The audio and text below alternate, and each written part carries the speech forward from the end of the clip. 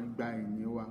A tún lọ nínú ọ̀rọ̀ yín ní ẹni Wednesday lórí àdúrà gẹ́gẹ́ bí irinṣẹ́. Olúwa bá wa pàdé. Àdúrà má jẹ́ ó ṣe tiwa tì. Àdúrà wa kó ṣètẹ́wọ́gbà. Oore ọ̀fẹ́ gbígba àdúrà Olúwa yọ̀ǹda ẹ̀ fún wa. Oore ọ̀fẹ́ gbígba àdúrà, àgbáyọrí àdúrà Olúwa yọ̀ǹda. Oore ọ̀fẹ́ tí a ó fi máa lo àdúrà gẹ́gẹ́ bí irinṣẹ́ Olúwa yọ̀ǹda ẹ̀ fún wa. Oore ọ̀fẹ́ tí àwọn àǹfààní wa ò fi ní máa bọ́ sọnù lọ́wọ́ wa, tí a ó fi máa fi àdúrà béèrè fún ohun gbogbo tí a nílò lọ́dọ̀ ìwọ Ọlọ́run alààyè. Olúwa yọ̀ǹda ẹ̀ fún wa. Jẹ́rìí ara rẹ. A ó yin Ọlọ́run. Ògo ni fún orúkọ Ọlọ́run ní orúkọ Jésù Kristi Olúwa àti olùràpadà wa. Àmín, àmín, àmín lórúkọ Jésù. A dúpẹ́ lọ́wọ́ Ọlọ́run ní àṣálẹ́ yìí tí ó tún mú ojú wa mọ ìrọ̀lẹ́ ọjọ́ Tuesday mìíràn láti kẹ́kọ̀ọ́ ní abẹ́ àtẹ́lẹsẹ̀ Kristi. Ohun tí à ń kẹ́kọ̀ọ́ lé lórí òun náà ni àdúrà gẹ́gẹ́ bí irinṣẹ́ tí a fi mú àṣeyọrí ènìyàn tàbí láti mú ìmọ̀ ènìyàn ṣẹ ní inú ayé. That is prayer as a tool for driving purpose and plan. A dúpẹ́ lọ́wọ́ Ọlọ́run fún ibi tí Ọlọ́run ti mú wa bọ̀, ibi tí Ọlọ́run mú wa dé nípa ẹ̀kọ́ tí à ń kọ́ gẹ́gẹ́ bí àdúrà bí irinṣẹ́. Lónìí ó ti yé wa báyìí pé irinṣẹ́ ńlá ni àdúrà jẹ́. A kò lè ṣe aláì má lo àdúrà gẹ́gẹ́ bí irinṣẹ́. Lónìí náà tí a tún kẹ́kọ̀ọ́ lórí àdúrà gẹ́gẹ́ bí irinṣẹ́ mìíràn. Irinṣẹ́, that is a tool for driving our purpose and plan.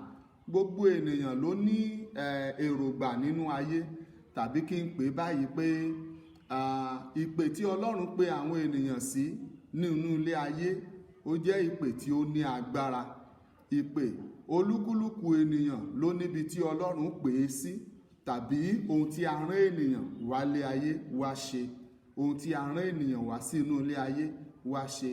Àdúrà ni ènìyàn fi ń ṣe àwárí rẹ̀. Ní ayé àtijọ́, àwọn ènìyàn wọ́n á gbé ọmọ lọ sí ọ̀dọ̀ babaláwo, wọ́n á láwọn fẹ́ wo àkọsẹ̀jayé rẹ̀, ohun tí yóò jẹ́ ní inú ayé, ohun tí yóò dà ní inú ayé. Ọ̀pọ̀lọpọ̀ ní oore ọ̀fẹ́ láti bọ́ sí ojú ọ̀nà ohun tí wọ́n ó jẹ́, ṣùgbọ́n ọ̀pọ̀lọpọ̀ ni wọ́n ti yà kúrò lórí ohun tí wọ́n ó dà tàbí ohun tí wọ́n ó jẹ́ nínú ayé. Èrògbà tí ènìyàn ní láti dà ní inú ayé. Ọ̀pọ̀lọpọ̀ ní àwọn ọ̀nà wọ̀nyí. Lónìí àwọn ènìyàn ti gbàgbé ọ̀nà àdúrà, tàbí kí a sọ pé wọ́n ti fi ọ̀nà àdúrà fún àwárí àwọn ohun tí ènìyàn yóò dà nínú ayé wọ́n ti pa ọ̀nà àdúrà tì. Olúkúlùkù ló ń sá eré ti ara rẹ̀ tàbí ló ń wá ọ̀nà ti ara rẹ̀. Àwọn nǹkan wọ̀nyí jẹ́ ọ̀nà ìkùnà lónìí fún wa láti ṣe àwárí èrògbà ohun tí ó yẹ kí a jẹ́ tàbí ète ohun tí ó yẹ kí a jẹ́ ní inú ayé. Àdúrà nìkan ṣoṣo la lè fi ṣe àwárí rẹ̀. Àdúrà nìkan ṣoṣo ló lè bá wa wárí. Àdúrà nìkan ṣoṣo ló lè bá wa wá jáde. Ọlọ́run ní ète tó dára lórí ènìyàn. Fún ènìyàn láti lè ṣe àwárí àwọn nǹkan wọ̀nyí, ó nílò láti padà sí ọ̀dọ̀ ẹlẹ́dàá rẹ̀, his creator. Láti padà sí ọ̀dọ̀ ẹlẹ́dàá rẹ̀, ẹni tí ó mọ̀ ọ́ tinútinú, ẹni tí ó mọ̀ ọ́ tòdetòde. Ọ̀pọ̀lọpọ̀ ọ̀dọ̀ àwọn wòlíì, àáfàá, babaláwo la lè lọ tí ọ̀pọ̀lọpọ̀ lè sọ nǹkan mìíràn. Wọ́n á ní ọmọ yìí tí ó bá ń wa kẹ̀kẹ́ òun ni yóò dára jù. Ẹlòmíràn á ní tí ó bá jẹ́ mọ́tò ní ọ̀nà rẹ̀. Ẹlòmíràn á ní tó bá ń ta èso. Ẹlòmíràn á ní ẹ jẹ́ kó lọ máa gun orí igi, á ní ibẹ̀ ní ọ̀nà rẹ̀ wà. Àwọn nǹkan wọ̀nyí jẹ́ ibi tí ó lè mú ènìyàn ṣìnà, ṣùgbọ́n bí ó bá jẹ́ ẹni tí ó lè gba àdúrà, gbogbo àwọn nǹkan wọ̀nyí ni ó hàn sí ayé olúkúlùkù dáradára. Àdúrà jẹ́ ohun tí a ò lè fi ọwọ́ rọ́ sẹ́yìn, tí a ò lè fi ọwọ́ patì.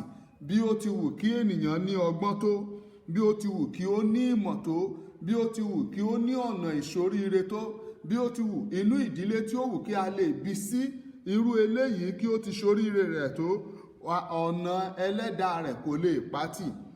Kristi nìkan, tàbí kí sọ pé Ọlọ́run nìkan, òun ni ẹlẹ́dàá wa, òun ni olùṣọ́ àgùntàn wa tó ń tọ́ wa, tí ó mọ̀ bí a ti ń darí ènìyàn, tí yóò sì ṣetán láti máa tọ́ ayé wa.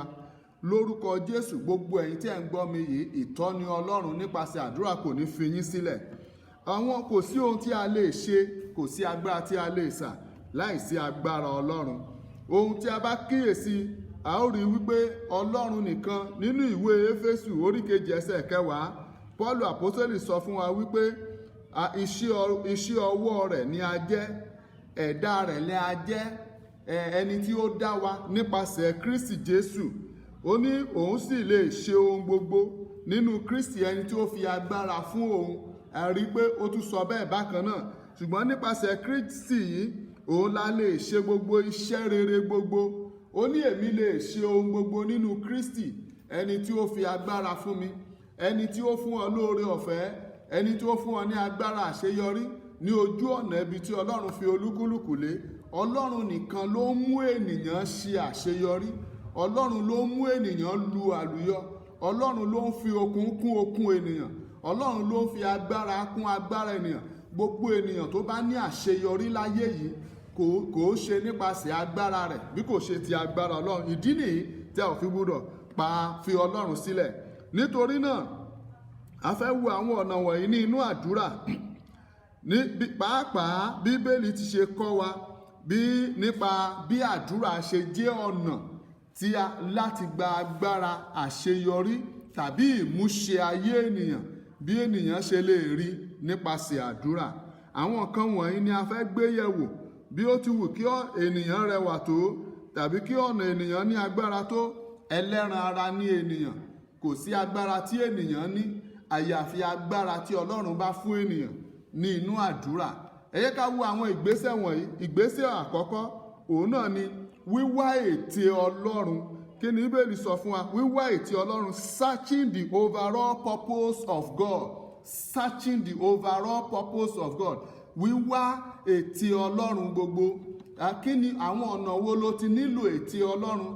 Ló ti nílò ìdásí Ọlọ́run? Kí ni èròǹgbà Ọlọ́run lórí rẹ̀? Kí ni Ọlọ́run fẹ́? Kí ni Ọlọ́run wí? Ẹ ká wo tí Bíbélì sọ fún wa nínú ìwé Jeremáyà orí 11. Àwọn ẹsẹ̀ ọ̀rọ̀ Ọlọ́run kan wà tí mo fẹ́ kà fún wa. Àwọn ẹsẹ̀ ọ̀rọ̀ Ọlọ́run yìí ó ní agbára èyí tí yóò tọ́ wa sọ́nà kó tó di pé mo lọ sí inú àwọn ẹ̀kọ́ wọ̀nyí. Ẹ ká wo tí Bíbélì sọ fún wa nínú ìwé Psalm orí 37, Psalm 37, ẹsẹ̀ 5 sí 6. Ó ní commit your way to the Lord. Mo ń kà from NIV. Ó ní commit your way to the Lord.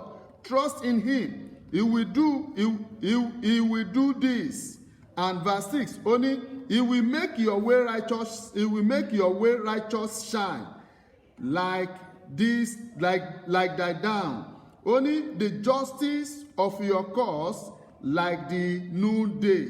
Ó ní fi ọ̀nà rẹ lé Olúwa lọ́wọ́. Ó ní yóò ṣetán. Ó ní gbẹ́kẹ̀lé yóò sì ṣe èyí ní inú ayé rẹ. Ní ẹsẹ̀ 6, ó ní yóò mú kí òdodo rẹ kí ó mọ́lẹ̀ bí òdodo ọjọ́ tuntun. Ó ní bẹ́ẹ̀ ni ìdájọ́ yóò sì wá sí orí ayé rẹ. Ó ní the justice of your cause. Ohun rere tí o ṣe, ó ní bẹ́ẹ̀ ni yóò wá, yóò dàbí oòrùn ọ̀sán gangan. Yóò dàbí oòrùn ọ̀sán gangan. Ẹ ká wo tí Bíbélì sọ fún wa bákan náà inú ìwé Jeremáyà orí 29, ẹsẹ̀ 11. Ó ní I know the thought that I think towards you. Ó ní says the Lord. Inú King James mo ti ka eléyìí. Ó ní thought of peace and not of evil to give you expected end. Ó ní èmi mọ èrò tí mo ní sí yín. Èrò tí Ọlọ́run ní sí wa èrò àlàáfíà ni. Ó ní èrò tí ó dára ni. Kì í ṣe èrò ibi, kì í ṣe èrò ìbànújẹ́, kì í ṣe èrò wàhálà làálàá lásán ni Ọlọ́run fún wa tàbí ìdààmú kí o mú eléyìí kí o jù sílẹ̀ kó má ní àṣeyọrí, kí o mú eléyìí kí o jù sílẹ̀ kó má ní àṣeyọrí. Kì í ṣe èrò Ọlọ́run nìyí. Ẹ ká wo ẹsẹ̀ ọ̀rọ̀ Ọlọ́run kan sí from a Good News Translation. Ó ní that is why we always pray for you. We ask our God to make you worthy of life He has called you to live. Ó ní may He fulfill by His power all your desire for goodness and complete your work and faith. Ìdí èyí la fi ń gbàdúrà fún yín. Kì í ṣe agbára wọn, kì í ṣe ìmọ̀ràn wọn, jẹ́ fún ẹ ní ìmọ̀ràn lọ ṣe eléyìí lọ ṣe tọ̀hún, kì í ṣe bẹ́ẹ̀. Ṣùgbọ́n à ń gbàdúrà fún yín kí Ọlọ́run mú èròǹgbà rẹ̀, ète rẹ̀, èrèdí tí ó fi dá yín sí inú ayé kí ó lè múṣẹ, kí ọ̀nà yín kí ó lè di mímọ̀.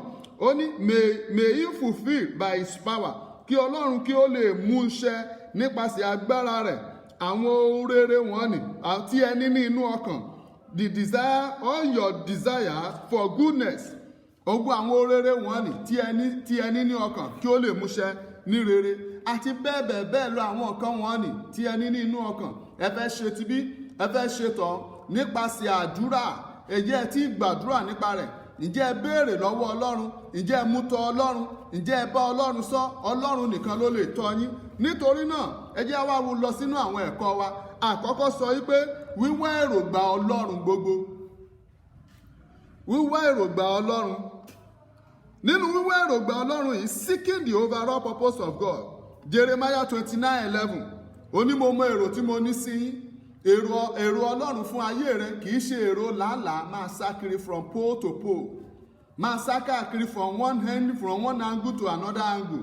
Láti igun kan sí igun kejì. Bẹ́ẹ̀ kọ́, èrò àlàáfíà, èrò ojú rere àti oríire ni. Ẹ jẹ́ ká wo tí Bíbélì tún sọ fún wa. Nínú ìwé Jeremiah 33 verse 3. Ó ní call upon me. Ó ní call to me. I will answer you and tell you great unsearchable things you do not know. Ké pè mí, èmi ṣetán láti dá ọ lóhùn. Mo ti ṣetán láti fi àwọn nǹkan kan lé ọ lọ́wọ́. Àwọn nǹkan ìjìnlẹ̀ tí o mọ̀ tàbí tí o mọ̀ pé ó wà fún ayé rẹ. Ìwé Olórin wa sọ pé àǹfààní púpọ̀ là ń sọnù torí a kò fi gbogbo nǹkan sí àdúrà níwájú rẹ̀. Ọ̀pọ̀lọpọ̀ ilẹ̀kùn àǹfààní tàbí àǹfààní ló wà lẹ́ẹ̀ẹsẹ̀ ẹlòmíràn nẹ́bẹ̀ ẹsẹ̀ rẹ̀. Ṣùgbọ́n torí kò gba àdúrà kí ó lè rí àǹfààní yìí, á fò kọjá, á tún lọ sí ibòmíràn, á máa ṣe wàhálà káàkiri. Àǹfààní wà ní ẹnu ọ̀nà yìí ẹlòmíràn á sì fi àǹfààní yìí sílẹ̀, á jáde kúrò lẹ́nu ilé rẹ̀, á sì travel lọ all the way to many distance, á rìn jìnnà kúrò ní ibẹ̀, á kúrò ní ìlú yẹn, á lọ sí ibòmíràn, ohun tó wà ní ẹnu ọ̀nà rẹ̀ nítorí pé kò fi àdúrà wá. Eléyìí mú mi lọ sí ipa ìkejì. Ipa ìkejì òun náà ní gbígba àdúrà fún ìtọ́sọ́nà, praying for right direction. Praying for right direction. Gbígba àdúrà fún ìtọ́sọ́nà tó tọ́ ti Ọlọ́run. Ǹjẹ́ o ti gbàdúrà fún ìtọ́sọ́nà rẹ̀? Ohun tí o fẹ́ ṣe, there is need for divine guidance to be steered in right direction. Láti mọ ọ̀nà Ọlọ́run. Ní ìgbà mìíràn, ọ̀nà Ọlọ́run yàtọ̀ sí ọ̀nà ènìyàn. Bíbélì jẹ́ kó yé wa. Ó ní ọ̀nà mi, ó ló yàtọ̀ sí ọ̀nà yín. Ọ̀nà ibi tí ẹ rò pé Ọlọ́run fẹ́ gbé gbà, ó yàtọ̀ sí ọ̀nà ibi tí Ọlọ́run fẹ́ gbà. Ṣùgbọ́n láti lè mọ ìtọ́sọ́nà, kí Ọlọ́run lè tọ́ ẹ sọ́nà, níbo ni kó gbà, báwo ni ó ṣe ṣe, ìgbésẹ̀ wo ló gbé nípa ti iṣẹ́ rẹ, nípa ayé ọmọ rẹ, nípa ayé ara rẹ, nípa ìdílé rẹ. Ọlọ́run nìkan Ọlọ́run ló ní agbára láti tọ́ ẹ sọ́nà nípasẹ̀ àdúrà. Ọlọ́run ló ní agbára láti tọ́ ẹ sọ́nà nípasẹ̀ àdúrà. Eléyìí mú mi lọ sí ipa ìkẹta. Òun náà ni bíbọ́ ní ọwọ́ àrékérekè Sátánì tàbí àyídáyídá rẹ̀. Praying to avoid satanic manipulation.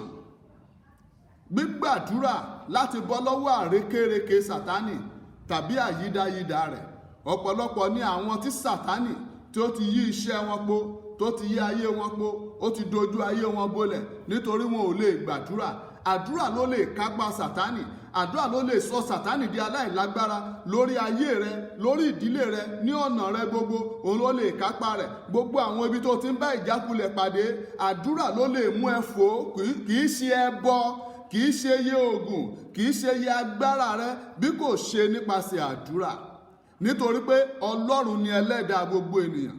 O ní láti jẹ́ni tó ń gba àdúrà. Bí o bá ń gba àdúrà, o lè bọ́ lọ́wọ́ àwọn ìpele wọ̀nyí. Ẹ ká wo ohun mìíràn tí Bíbélì sọ fún wa, tí a tún rí nínú Bíbélì. Ìdí tí a fi láti máa gbàdúrà fún àṣeyọrí tàbí àlùyọ ohun tí Ọlọ́run pè ọ́ sí, tàbí ètò rere nípa ti ayé rẹ. Ẹ ká wo tí Bíbélì sọ fún wa, gbígbàdúrà fún ènìyàn tàbí ẹgbẹ́ tí ó tọ́. Praying for the right people or association. Àwọn ẹsẹ̀ ọ̀rọ̀ Ọlọ́run tí ó ń kí àwọn nǹkan wọ̀nyí lẹ́yìn ó pọ̀.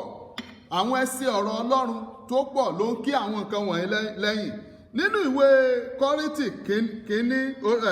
kejì orí ìkejì ẹsẹ̀ ìkọkànlá ó ń sọ fún wa gẹ́gẹ́ bí a ti mọ̀ pé Sátánì kú fún, ó ní kí a má bàa rẹwà jẹ nítorí àwa kò ṣe aláìmọ̀ àrékérekè Sátánì. Eléyìí ló kí n ti lẹ́yìn wípé kí a lè bọ́ kúrò lọ́wọ́ Sátánì àrékérekè rẹ̀. Nítorí pé bí o bá ti gbìyànjú láti gba àdúrà, ìgbà gbogbo lènìyàn yóò máa bọ́ sí inú ìdẹwò Sátánì. Bíbélì sọ fún wa pé kí a máa gbàdúrà láìsinmi láìsàárẹ̀ ká má bàa bọ́ sí inú ìdẹwò. Bíbélì ló sọ fún wa bẹ́ẹ̀. Ẹ ká wo gbígbàdúrà fún ẹgbẹ́, fún ènìyàn tàbí ẹgbẹ́ tí ó tọ́. Praying for the right people or association. Àwọn ẹgbẹ́ tí ó tọ́, kí ni ohun tí à ń sọ̀rọ̀ nípa rẹ̀?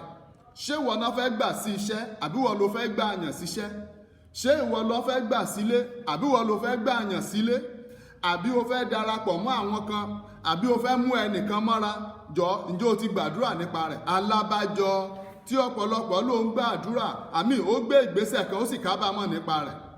Ẹlòmíràn oore lẹ́lòmíràn ló ń fẹ́ ṣe, ṣùgbọ́n tí ó wá di àkóbá fún nítorí kò gba àdúrà. Nítorí pé ó yẹ kí ó gba àdúrà kí ó tó gbé ìgbésẹ̀. Kí ni Bíbélì sọ fún wa nípasẹ̀ àwọn nǹkan wọ̀nyí? Ìwé Kọ́ríńtì kínní, ẹ ká wo tí Bíbélì sọ fún wa. Ìwé Kọ́ríńtì kínní orí 15 ẹsẹ̀ 13. 1 Corinthians chapter 15 verse 33. Ó ní kí a má tàn yín jẹ, ẹgbẹ́ búburú ó ba ìwà rere jẹ́. Ẹgbẹ́ búburú ó ba ìwà rere jẹ́. Ọ̀pọ̀lọpọ̀ àwọn ibi tí ó yẹ kó fi ọmọ rẹ sí, ǹjẹ́ o gbàdúrà nípa rẹ̀? Ọmọ rẹ ń lọ sí iléèwé, ǹjẹ́ iléèwé tí yóò lọ, ǹjẹ́ o gbàdúrà nípa rẹ̀? Àwọn tí yóò darapọ̀ mọ́ ibi tí o fẹ́ fi sí, ǹjẹ́ o gbàdúrà nípa rẹ̀? Ibi tí o ti fẹ́ lọ tajà, ǹjẹ́ o gbàdúrà nípa rẹ̀? A sọ pé ẹgbẹ́ búburú ó ba ìwà rere jẹ́. Àárín ẹgbẹ́ búburú ó máa ń ba iṣẹ́ jẹ́ pàápàá, ó máa ń ba ọjà jẹ́ pàápàá. Àwọn wo ló kó mọ́ra tó fẹ́ ba ayé rẹ jẹ́? Ẹgbẹ́ búburú ba ìwà rere jẹ́. Ó wà nípa tara, ó wà nípa tẹ̀mí. Kì í ṣe ti ìgbé ayé nìkan, nípa ti ìrìn àjò, nípa ti ìṣẹ̀dá àti kádàrá. A máa bàjẹ́ nítorí pé ẹni tí èèyàn mú sọ́dọ̀. Ẹ rí ọ̀rẹ́ tó jí ògo ọ̀rẹ́ rẹ̀ nítorí ẹni tí ó mú sọ́dọ̀. Ẹ ká kúrò lórí eléyìí kí a bọ́ sórí òmíràn. Òun náà ni gbígbàdúrà fún àṣeyọrí èròǹgbà. Praying for the success of the plan. Kí ni èròǹgbà rere tó ní? O fẹ́ kọ́lé. Kí ni èròǹgbà rere tó ní? O fẹ́ travel out. Kí ni èròǹgbà rere tó ní? O fẹ́ lọ fún business trip. Kí ni èròǹgbà rere tó ní? Àti èròǹgbà bẹ́ẹ̀ lọ, ǹjẹ́ o tilẹ̀ gbàdúrà nípa ẹ̀? Nítorí iṣẹ́ yẹn wọ́n fún ẹ ní contract, o fẹ́ lọ gba contract. Ǹjẹ́ kó o tó lọ, ǹjẹ́ o gbàdúrà nípa rẹ̀? Nígbà tó o bẹ̀rẹ̀ iṣẹ́ náà, ǹjẹ́ o gbàdúrà fún àṣeyọrí rẹ̀? Ẹlòmíràn á bẹ̀rẹ̀ contract kò ní lè parí rẹ̀, á ti jẹ gbèsè nídìí ẹ̀ torí kò gbàdúrà. Ẹlòmíì fẹ́ lọ fún business trip kò ní bọ́ sí mọ́ torí pé kò gba àdúrà. O fẹ́ bá ẹnìkan da iṣẹ́ papọ̀, ǹjẹ́ Ọlọ́run fẹ́ kó o ṣe bẹ́ẹ̀? Ǹjẹ́ ó tọ́ àbí kò tọ́?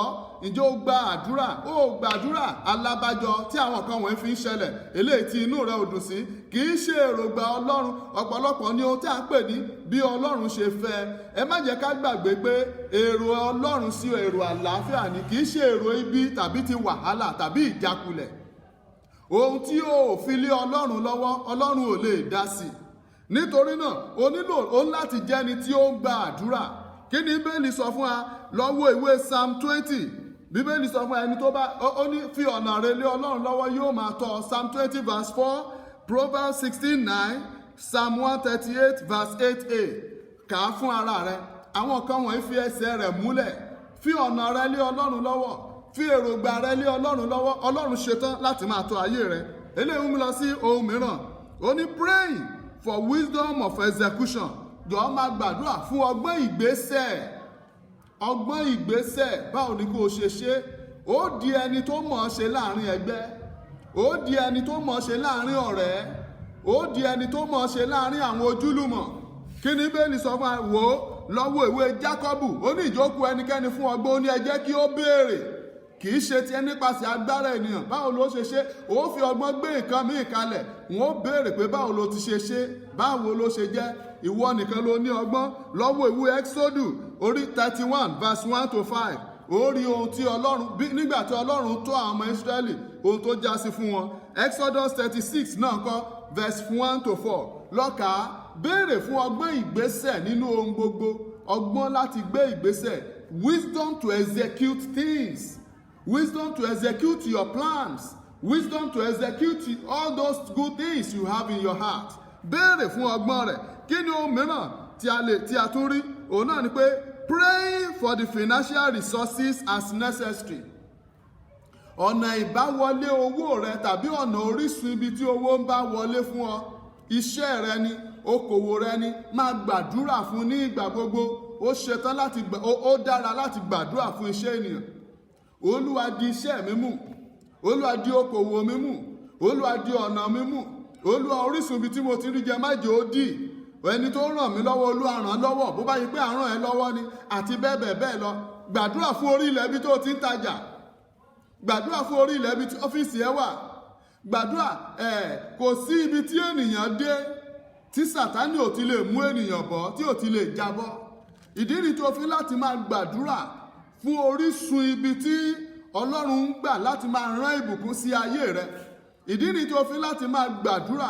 Kì í ṣe ẹbọ, kì í ṣe oògùn, kì í ṣe agbára rẹ, kì í ṣe ọgbọ́n rẹ. Máa gbàdúrà nípa rẹ̀. Eléyìí mi lọ́wọ́ ohun tí Bíbélì sọ fún wa nínú àwọn ẹsẹ̀ ọ̀rọ̀ Ọlọ́run wọ̀nyí. Fílípì orí kẹrin ẹsẹ̀ 19. Philippians 4:19. Ó ní Ọlọ́run yóò pèsè fún ọ, yóò tán gbogbo àìní rẹ nínú ọrọ̀ rẹ̀, nínú ọrọ̀ rẹ̀, nínú ògo Kristi Jésù. In his riches in Christ Jesus. Ọrọ̀ rẹ̀ nínú Kristi. Jọ̀ọ́ máa gbàdúrà ní ìgbà gbogbo. Bíbélì sọ fún wa Psalm 23 verse 1 and 2. Olúwa ni olùṣọ́ àgùntàn wa. Olúwa ni olùṣọ́ àgùntàn wa. Àwa kì yóò ṣaláìní. Ó mú wa lọ sínú pápá oko tútù. Ó mú wa lọ sí ìhà omi dídákẹ́ rọ́rọ́. Ó tu ọkàn wa lára. Ọlọ́run ló ní agbára láti lè ṣe àwọn nǹkan wọ̀nyí. Ọlọ́run ló ní agbára láti mú ọ lọ sínú pápá oko tútù. Ọlọ́run ló ní agbára láti tu ọkàn rẹ lára. Ọlọ́run ló ní agbára láti fara tù ọ́. Ọlọ́run ló ní agbára láti rán ìrànlọ́wọ́ sí ọ. Má ṣe gbàgbé nígbà tí ìyàn mú. Bíbélì sọ fún wa wípé Ọlọ́run rán Èlíṣà, ó rán kúrò lẹ́bi tí ìyàn ti mú. Bíbélì ní kí ó lọ jókòó sí etí omi. Ó sì rán ẹyẹ ìwò láti ọ̀run wá, ó wá ń gbé oúnjẹ fún. Ó sì mú mi láti inú odò. Nígbòsè Ọlọ́run tún ní kó kúrò níbẹ̀ torí omi yẹn fẹ́ gbẹ. Ó ní máa lọ sọ́dọ̀ arábìnrin kan. Eléyìí tí mo ti pèsè sílẹ̀ fún ẹ. Gbogbo àwọn kan wọ̀nyí la mọ̀. Obìnrin tó wà ní Sáréfátì, opó la pè é. Ó rán lọ sí ibẹ̀. Bí ó ti lọ sí ibẹ̀, Ọlọ́run tún bẹ̀rẹ̀ sí ní bọ́ ọ níbẹ̀. Ọlọ́run ṣetán láti tọ́jú rẹ bí o bá lè gbàdúrà sí Ọlọ́run. Bí o bá lè gbàdúrà, ó lè mú àìní kúrò nínú ayé rẹ. Iṣẹ́ rẹ tí ò lọ déédé, ó ṣetán láti máa lọ déédé. Tún máa gbàdúrà. Kí ni ohun mìíràn tí a tún rí? Òun náà ni pé máa gbàdúrà. Pray for sustenance and good health during the entire planned cycle. Ní gbogbo ọjọ́ ayé rẹ, jọ̀ọ́ mo bẹ̀ ọ́, máa gbàdúrà fún ìlera pípé ní gbogbo ọjọ́ ayé rẹ. Torí pé o ní okun lénìí. Má sọ wípé bẹ́ẹ̀ ni yóò rí. Má gbàdúrà, Olúwa tún okun mi ṣe. Olúwa tún agbára mi ṣe. Olúwa tún ìlera mi ṣe. Olúwa tún okun mi ṣe. Olúwa tún agbára mi ṣe. Olúwa tún ìlera mi ṣe. Má gbàdúrà fún ní gbogbo ìgbà. Má gbàdúrà fún ní gbogbo ọjọ́. Gbàdúrà fún ti ara rẹ, gbàdúrà fún ti ọkọ rẹ, gbàdúrà fún ti ara rẹ, gbàdúrà fún ti aya rẹ, gbàdúrà fún ti àwọn ọmọ rẹ. Ọlọ́run ṣetán láti ṣe àwọn nǹkan wọ̀nyí. Kí ló mìíràn tí a tún rí? Má gbàdúrà fún ojú rere, favorable environment factors. Má gbàdúrà for favorable environment factors. Má gbàdúrà fún ojú rere ní àyíká rẹ àti agbègbè rẹ. Olúwa jẹ́ kí n rí ojú rere ní àyíká mi. Olúwa jẹ́ kí n rí ojú rere. Lórúkọ Jésù, ó ti dára fún gbogbo wa. Ẹlòmíràn á sá kúrò láàrin àdúgbò. A nítorí pé wọn ò fẹ́ràn. Kì í ṣe bẹ́ẹ̀. Ìwọ ló gbàdúrà tó. bí o ò bá níbi láti sá lọ ńkọ́? Ẹlòmíràn máa bẹ̀rù níbi tí ẹ̀rù ò sí. Máa gbàdúrà fún ojú rere ti àyíká rẹ àti agbègbè rẹ. Nínú Psalm 122 line 6 lọ kà á ohun tó wà níbẹ̀. Jọ̀ọ́ máa gbàdúrà fún ojú rere Ọlọ́run àti tènìyàn. Ní ìgbà gbogbo máa béèrè fún ojú rere ti Ọlọ́run tí ènìyàn máa béèrè fún. Psalm 90 kí ló tó sọ fún wa verse 17 kà á. Luke 2 verse 52, Nehemiah 1 verse 5 and 9, Nehemiah 2:8 máa kà á. Ẹ́sítérì náà kọ́ orí ojú rere gbà ní ilẹ̀ àjèjì a sì sọ di ayaba. Ẹ wò, kì í ṣe agbára rẹ̀ ló fi di ìyàwó ọba, kì í ṣe agbára rẹ̀ ló fi dé ipò tí ó dé, kì í ṣe agbára rẹ̀, kì í ṣe pé ó mọ̀ ọ́ ṣe, ṣùgbọ́n ó rí ojú rere ènìyàn gbà, ó rí ojú rere Ọlọ́run gbà. Ìwọ náà máa béèrè fún ní ìgbà gbogbo.